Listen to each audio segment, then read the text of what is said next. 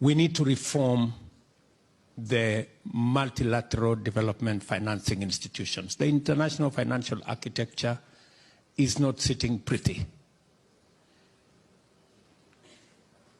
UN Secretary General said on this podium this morning that there are countries that are paying 8 times in interest what the rest are paying. He was actually referring to those of us in Africa and largely in the global south. We're paying 8 times. And that is why our being in debt is not by default.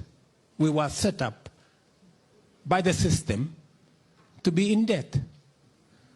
If you are paying 8 times, the chances of you being saddled with debt are 8 times higher than the next person. So how do we get out of this?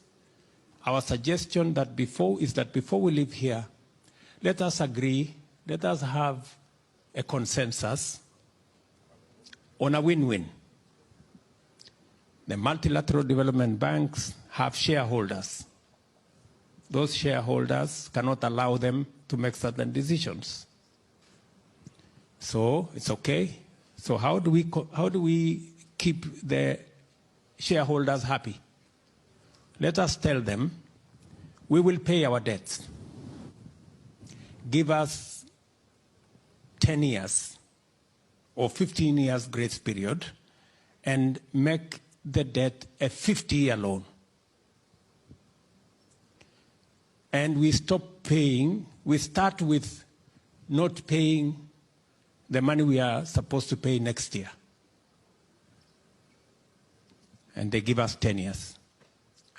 What will happen is immediately the resources that we were supposed to pay for debt servicing become available to us to sort out the immediate issues. I'll give you an example. In Kenya, we are paying $5 billion every year to service our debts.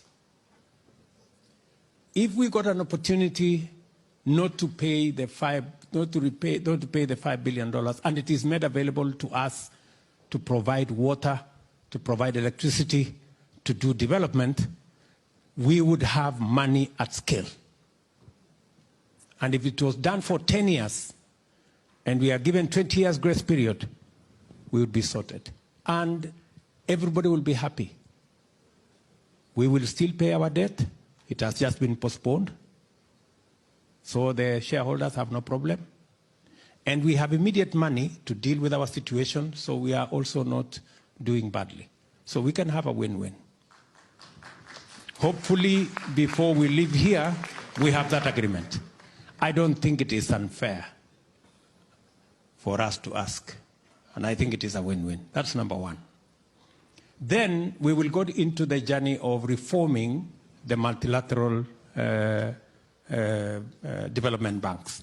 We will even transform them.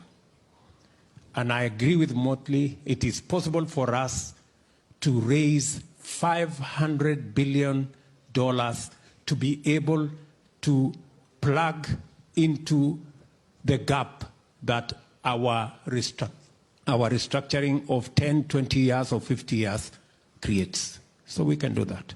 It's so simple. Number two,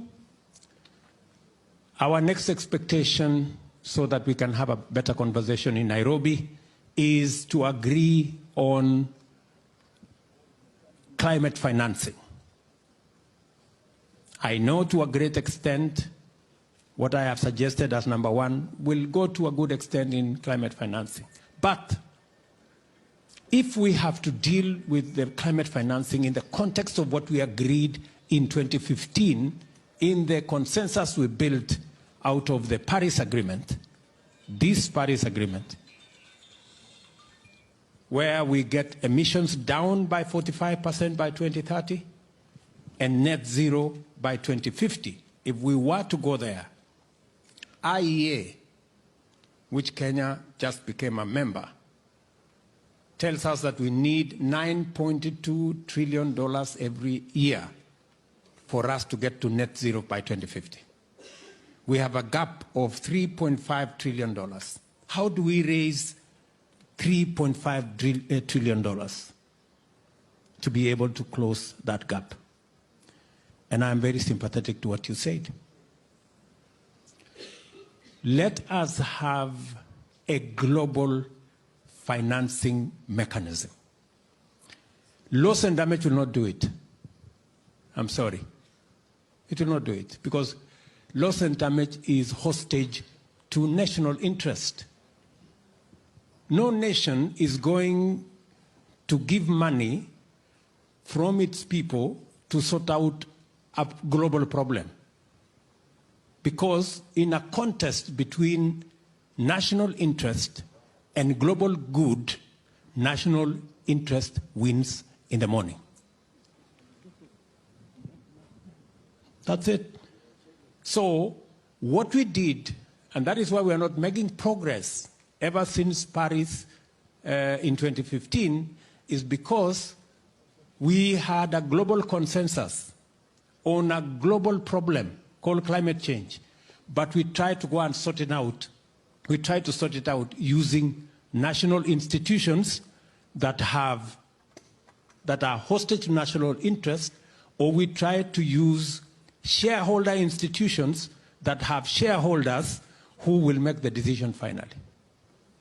So we must get a new financial architecture around climate financing. And we are saying we want one that does not bring